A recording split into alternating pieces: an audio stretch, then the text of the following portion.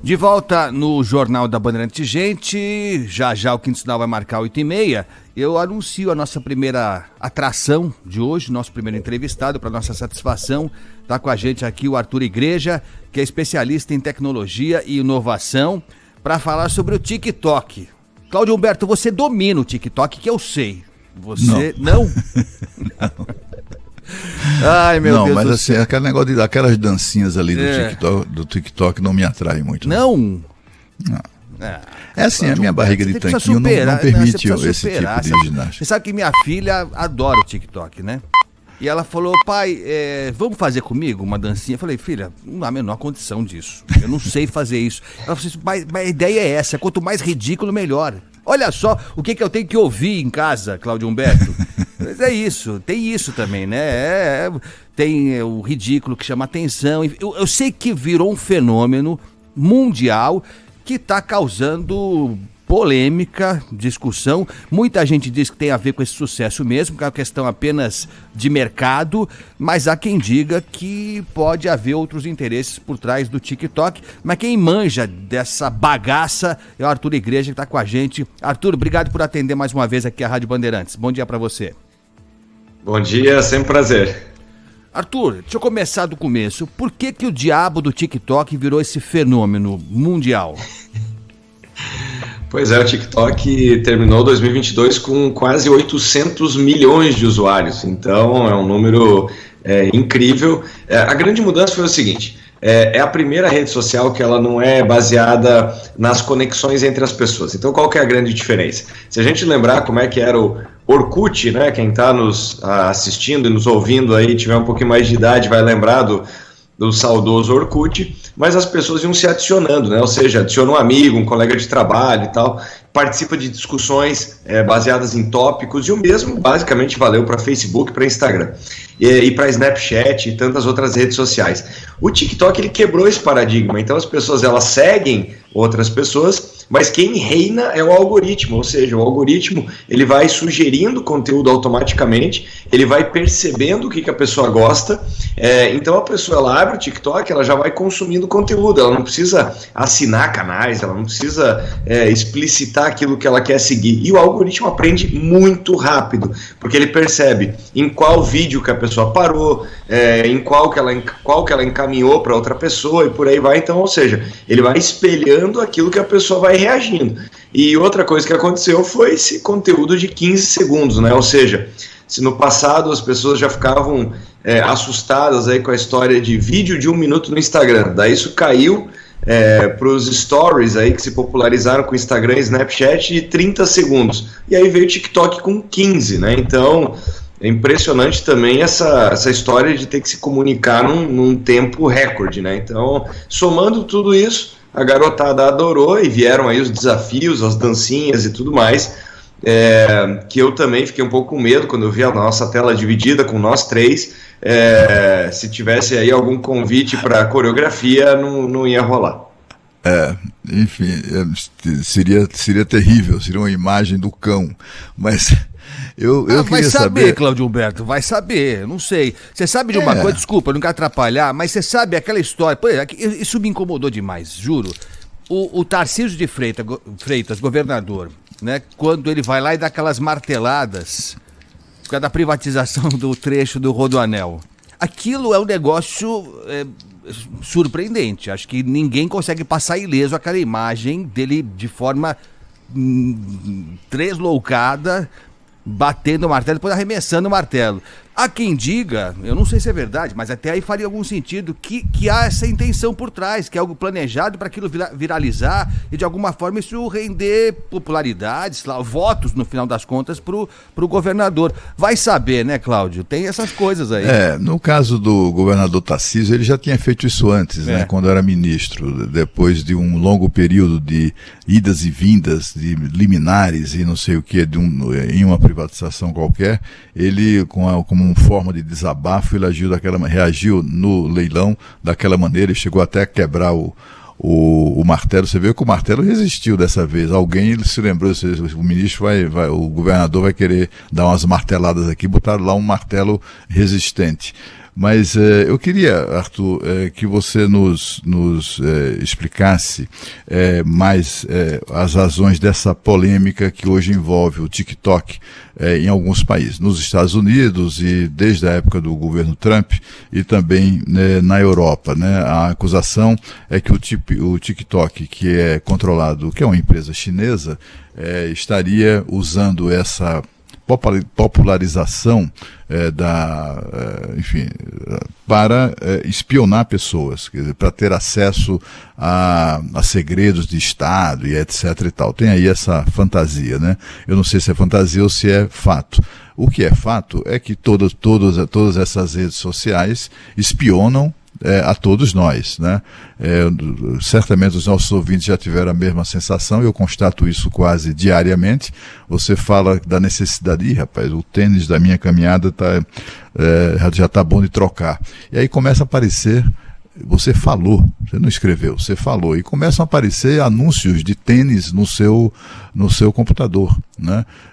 O que demonstra que todas essas redes sociais, que são controladas por empresas norte-americanas, também nos espionam, né? Mas talvez seja uma espionagem do bem, né? Aqui no Brasil não inventaram o ódio do bem, lá também deve ter uma espionagem do bem, é mais ou menos isso. Eu queria que o Arthur Igrejas, que é um grande especialista, o maior que eu conheço, pudesse nos explicar isso, né?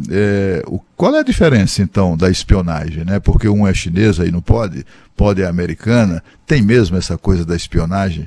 Lance luz sobre isso, por favor, Arthur.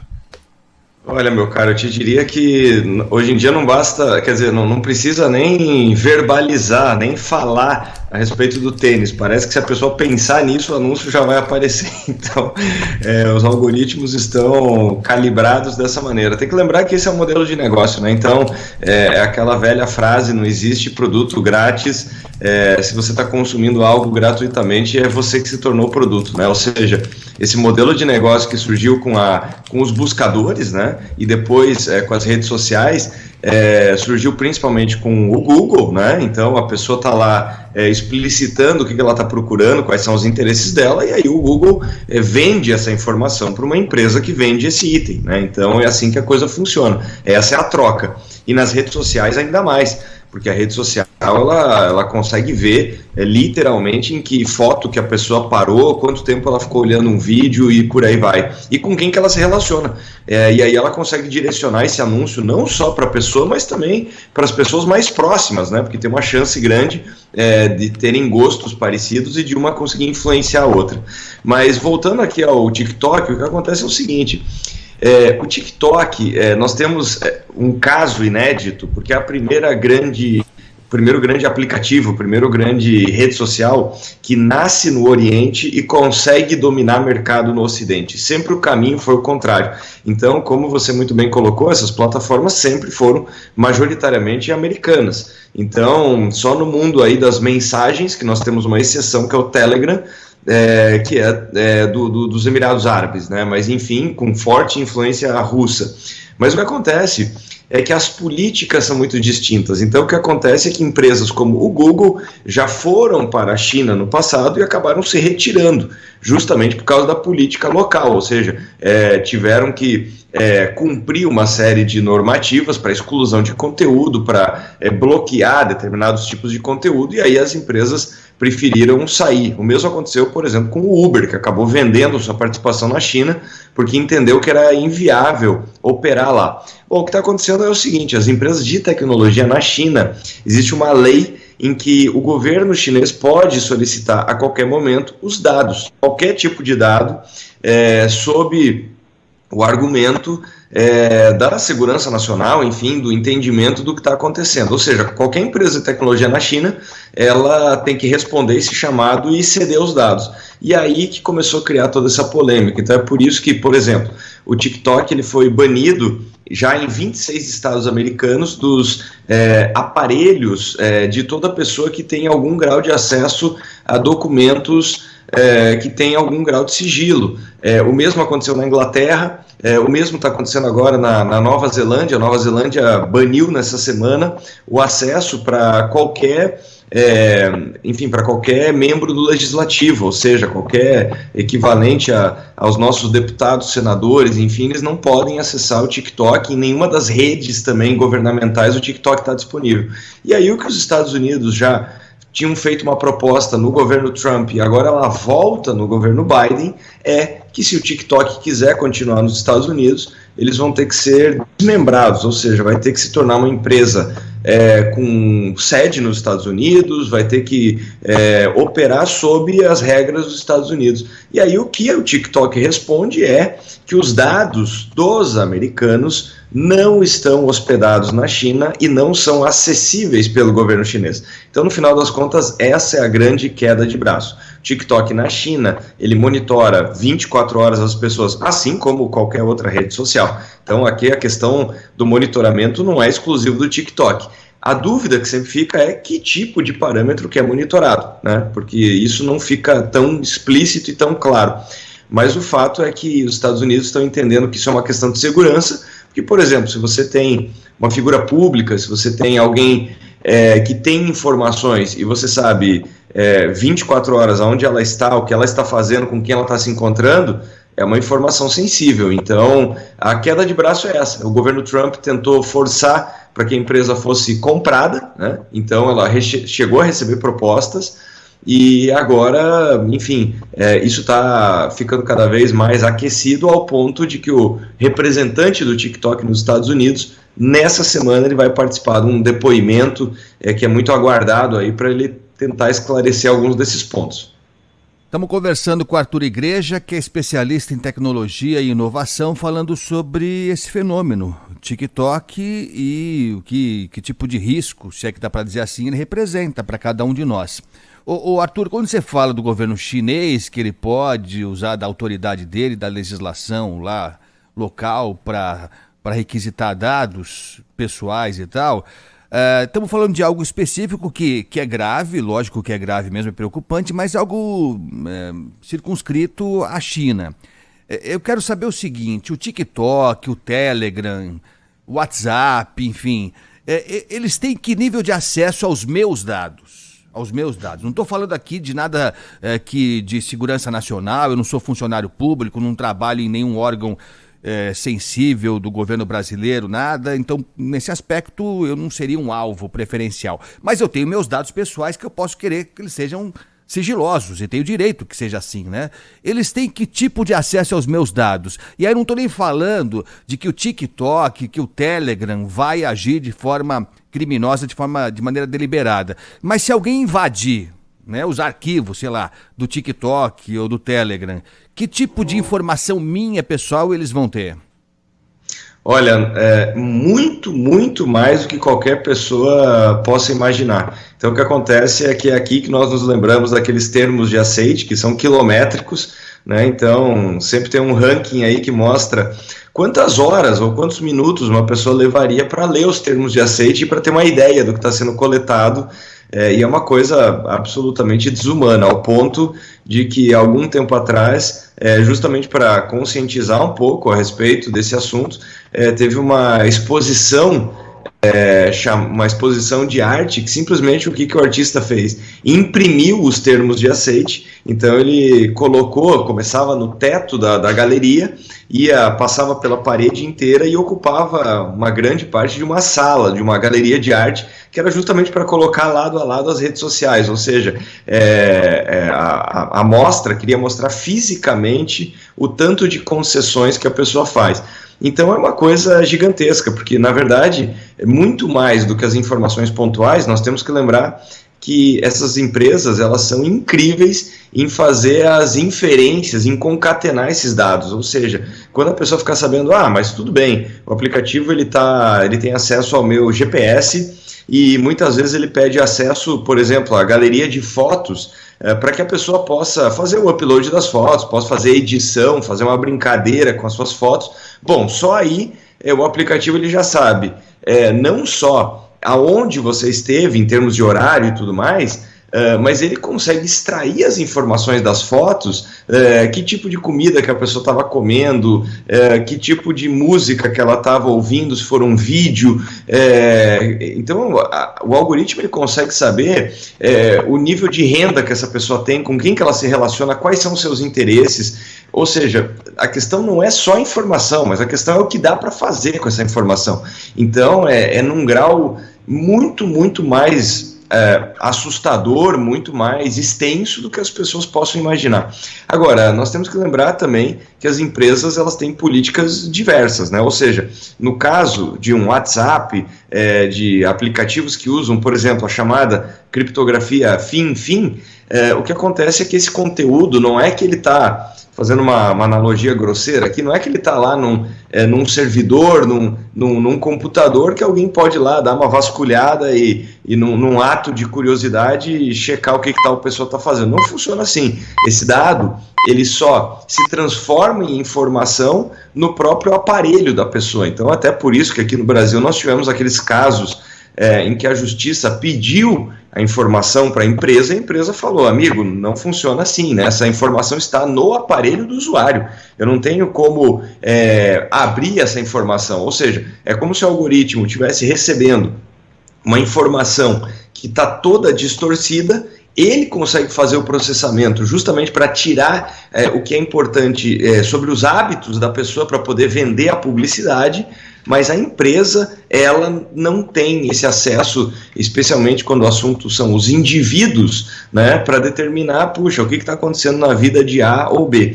Então, essa é uma distinção bastante importante. Agora, no caso do TikTok, isso fica um pouco menos claro, em que grau que essa informação está disponível, que tipo de parâmetros que são coletados. Então, até por isso que esse representante foi chamado aí para se explicar, para, enfim, tentar esclarecer um pouco mais essa história. Agora, eu fico muito impressionado com tudo isso, né? Mostra que nós estamos nas mãos dessas redes sociais, né? Estamos completamente expostos a eles, né? Essa exposição a que o Arthur Igreja se referiu isso deveria percorrer o mundo, né? Até para divertir as pessoas. Olha, é o seguinte, tem isso aí, se você quiser se submeter a isso, fique à vontade, né? Mas você está com a sua vida completamente sob controle dessas empresas. E meu ponto é exatamente esse, eu gostaria até de voltar a ele, sabe, Arthur, que é assim, tem ali uma questão política, geopolítica, etc e tal, que envolve lá a disputa pelo poder do planeta, né, entre chineses e americanos a essa altura do campeonato. Acho que os chineses são a mais séria ameaça à hegemonia norte-americana desde sempre. Eu tenho a impressão que nem na época do Muro de Berlim houve uma ameaça tão concreta, digamos assim, a essa hegemonia. E não é do ponto de vista armamentista, né? Não é apenas do ponto de vista militar, etc., mas da influência mesmo. Você vê as iniciativas chinesas, né? Inclusive no campo da paz. Eu não sei até que ponto há sinceridade nisso, mas o fato é que eles estão lá ocupando um espaço importante. E aí eu queria novamente insistir nisso. De que maneira você acha que o cidadão, como disse o Agostinho, né, assim, com a pergunta do Agostinho acaba deixando isso claro, né, a sua resposta deixa isso claro, de que maneira o cidadão pode se proteger disso? Simplesmente evitando participar das redes sociais? Não sei, tem como escapar disso?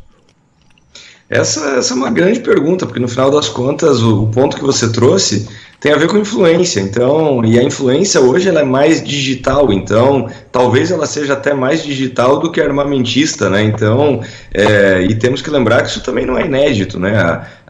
O uso da influência como capital político é algo que nós podemos voltar ainda no pós-Segunda Guerra e durante a Segunda Guerra, onde vendia-se, vários blocos e vários países tentavam vender a sua imagem, né? Então, fazendo aqui uma conexão, não é diferente do que acontecia com as grandes turnês mundo afora dos musicistas de jazz americano, do jazz americano, que era justamente para vender essa imagem da música, da boa vida nos Estados Unidos, o quanto que a vida era melhor naquele momento, naquele lugar. Então, a influência é um poder gigantesco. E o que acontece é que esse atrito está escalando, porque você tem uma discussão sobre o TikTok, e temos que lembrar que isso acontece semanas depois desses avistamentos de OVNIs, né, que muitas pessoas até achavam que eram invasões alienígenas, e no final eram balões com capacidade de coleta de dados. Então, por que eu estou citando isso? Porque isso acaba escalando esse conflito, e no final das contas ambos tentam fazer a mesma coisa através de balões ou redes sociais, que é entender o que está acontecendo do outro lado, tentar entender como é que as pessoas, as organizações se comportam. Então, e aí nós temos aí uma verdadeira encruzilhada, né? Porque hoje, para uma pessoa poder fazer negócios, né? Para uma pessoa poder avançar na sua carreira, fica bastante difícil imaginar como é que ela poderia prosperar. Então, estou imaginando aqui um pequeno comerciante, estou imaginando uma pessoa que saiu da faculdade e está começando a sua vida profissional, está tentando acelerar ela.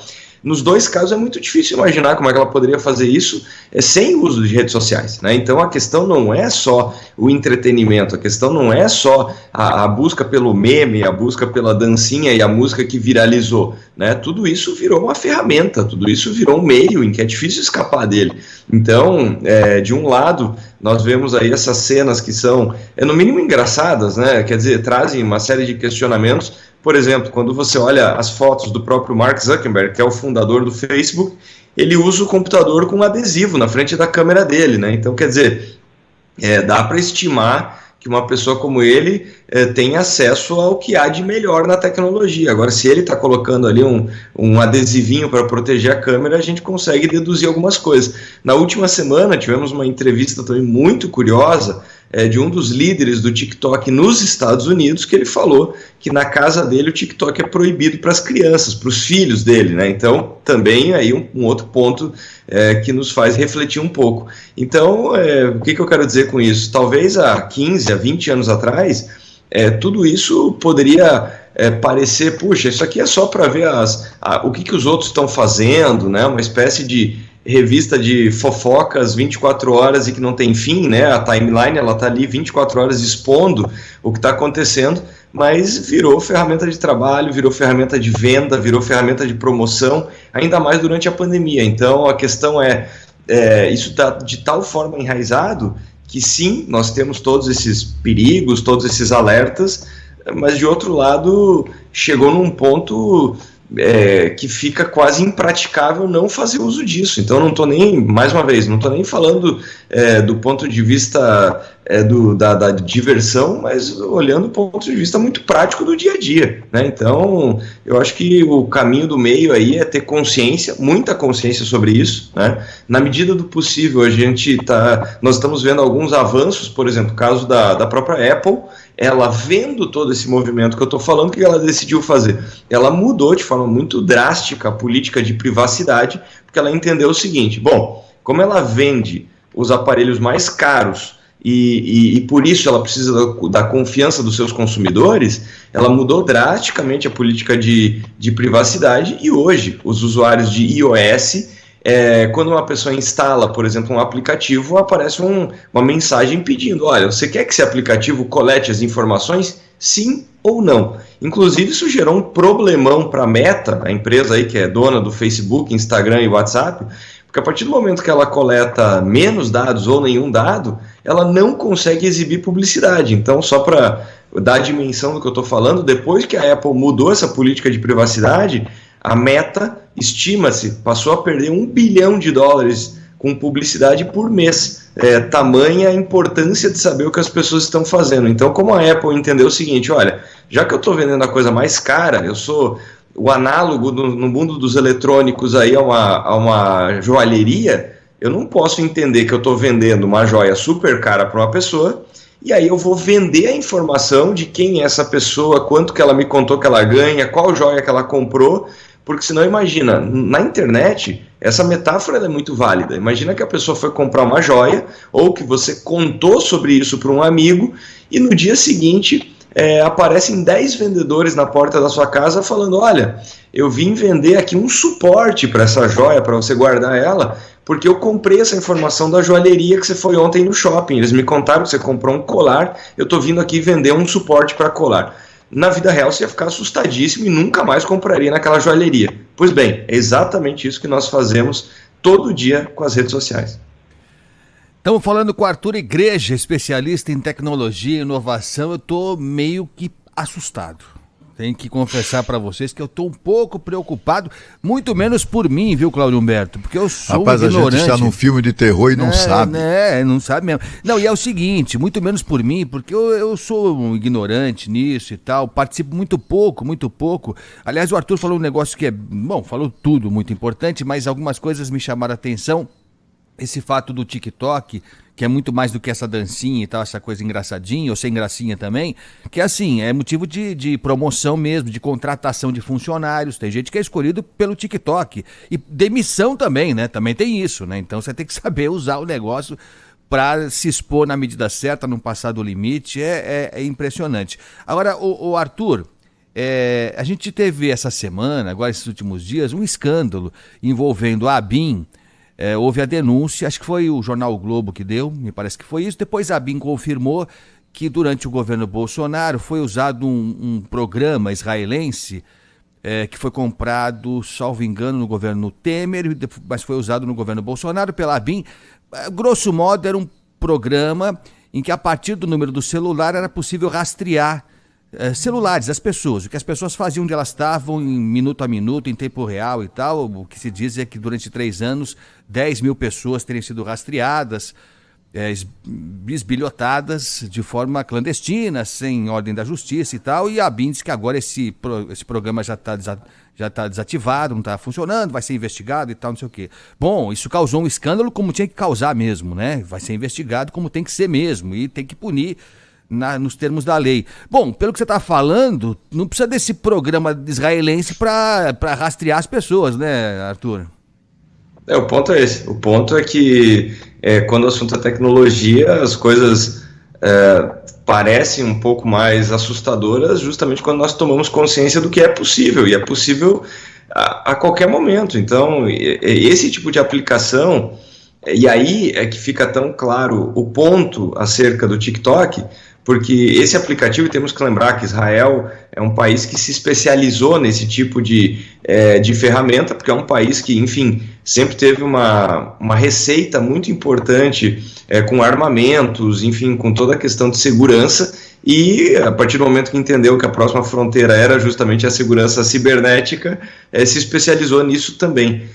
Agora, claro, os meios são longe de ser democráticos, né? Ou seja, a partir do momento que você não tem uma ordem judicial expressa ou que você escolhe não de forma longe de ser arbitrária, né? Mas que você escolhe a dedo quem você vai monitorar e sem o consentimento dessa pessoa, é uma coisa absolutamente não condizente com regimes livres e democráticos, né? Então é interessante esse ponto, porque por vezes nós estamos falando, caramba, na China o pessoal vai lá e pede as informações da empresa de tecnologia e o governo tem acesso a isso.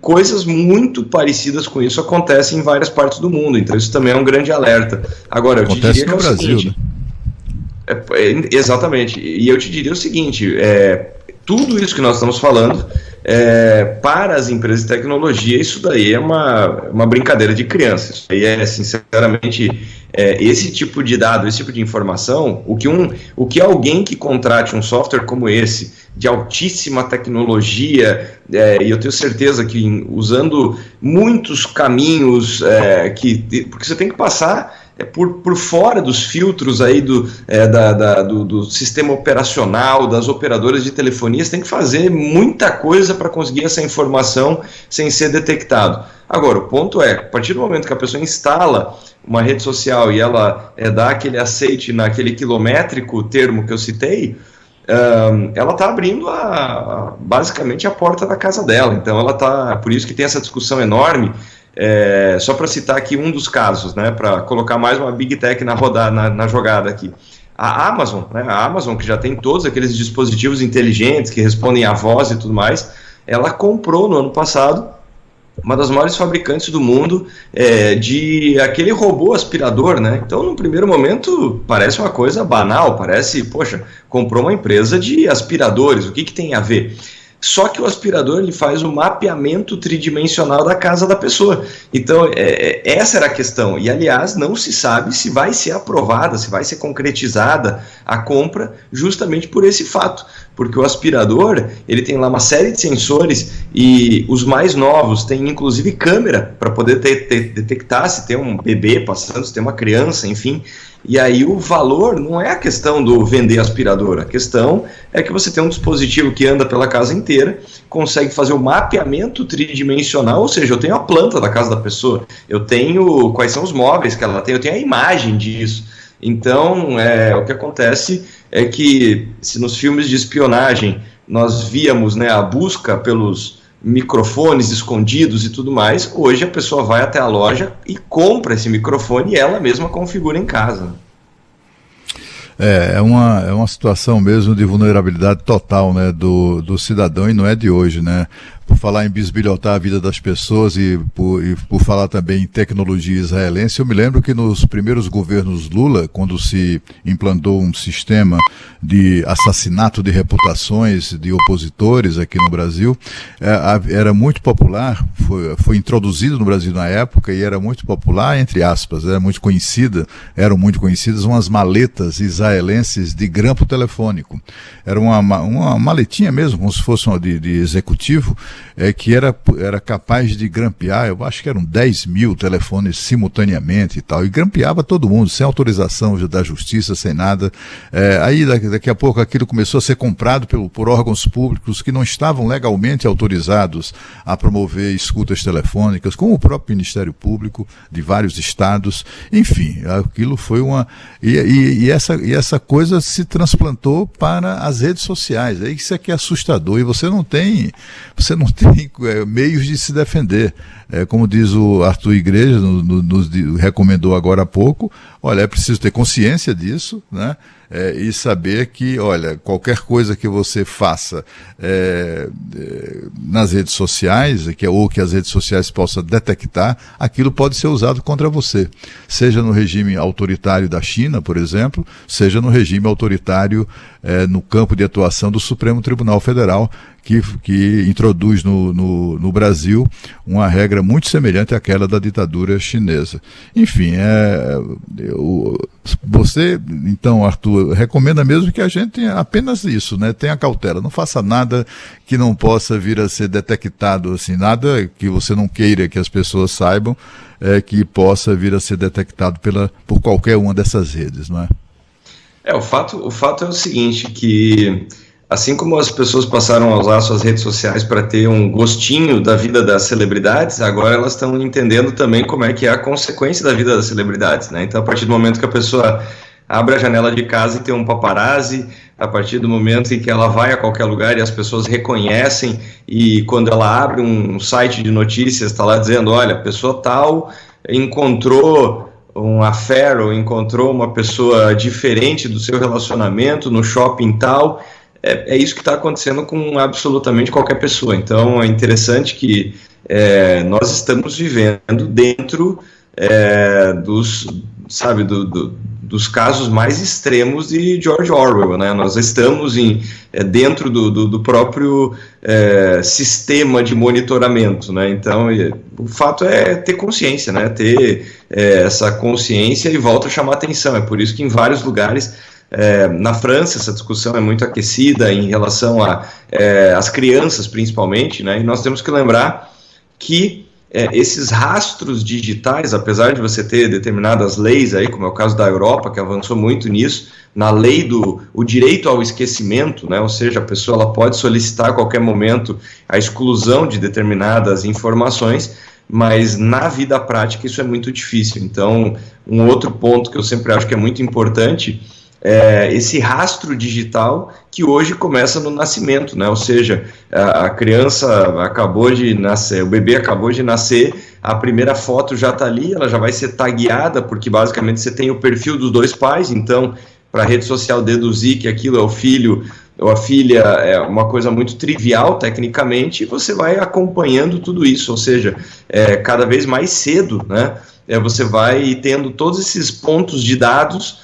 e aí, num determinado momento, a pessoa já não sabe se ela está consumindo determinado conteúdo porque ela escolheu consumir aquele conteúdo, ou se ela está num grande piloto automático de sugestões dadas pelo algoritmo, né? Então, isso é bastante profundo, né? Então, é por isso que, cada vez mais, alguns pais começam a preservar, né? E um ponto que também eu acho que é importante é o próprio direito da pessoa, né? Porque se ela foi fotografada a cada dia, foi tagueada a cada dia, desde o começo da sua infância, talvez quando ela ganhe consciência a respeito desses assuntos, ela vá perceber que já tem um rastro digital gigantesco e que ela não teve arbítrio sobre isso, né? Ela não teve escolha, né? Ela foi...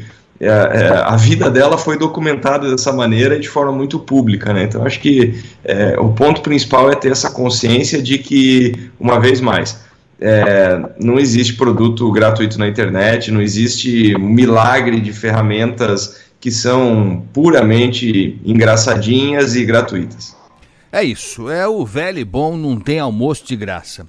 Ô Arthur Igreja, eu queria agradecer a tua presença aqui mais uma vez. O Cláudio, os ouvintes estão enlouquecidos aqui. O nosso WhatsApp disparou aqui, o pessoal falando. É lógico, é um assunto que mexe com a gente mesmo.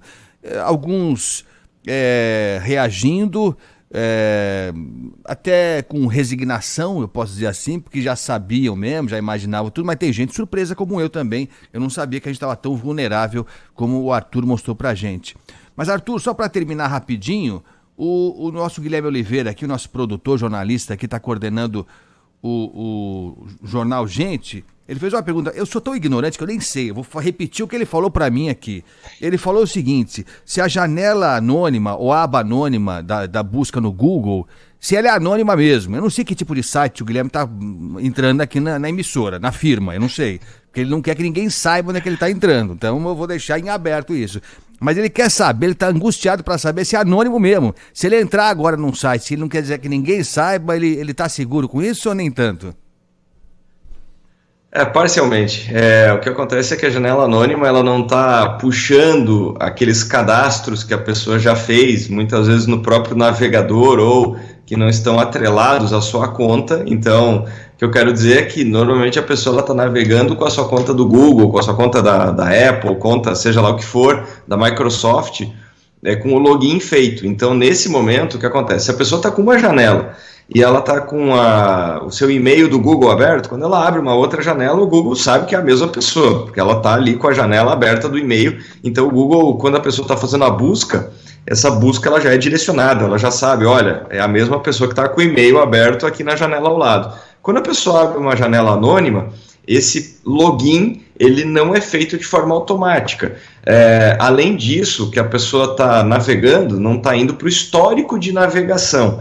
O que não quer dizer que uma série de outras informações, então, por exemplo, o IP, que é o número, identificador da máquina que a pessoa está acessando, não muda absolutamente nada, se a pessoa está fazendo essa navegação de forma anônima ou não. Então, eu te diria que você não deixa tantos rastros e quando você está fazendo essa busca, ela sabe menos sobre você. Essa é a diferença. Até por isso que nós estamos vendo, para a pessoa ter um certo anonimato de fato e uma certa segurança no acesso, até por isso que nós estamos vendo aí uma verdadeira explosão nas assinaturas das chamadas VPNs, né, que aí sim você criptografa e embaralha, como se você estivesse embaralhando a navegação da pessoa. Então, mas são ferramentas usualmente pagas, mas cada vez mais pessoas utilizam para daí sim ela ter um grau de anonimato garantido ao fazer essa navegação. Ou seja, a resposta, para tentar ser breve aqui, é parcialmente verdade. Quer dizer, não deixa tanto rastro, mas dá para chegar. É isso aí. Tá bom, então fica esperto aí, Guilherme. Ô Arthur, foi um prazer ter você com a gente aqui, é sempre uma aula, a gente vai marcar outras conversas aqui em breve, tá bom? Obrigado aí, bom final de semana para você. Obrigado, igualmente, um abraço. Valeu, Arthur Igreja. Abraço.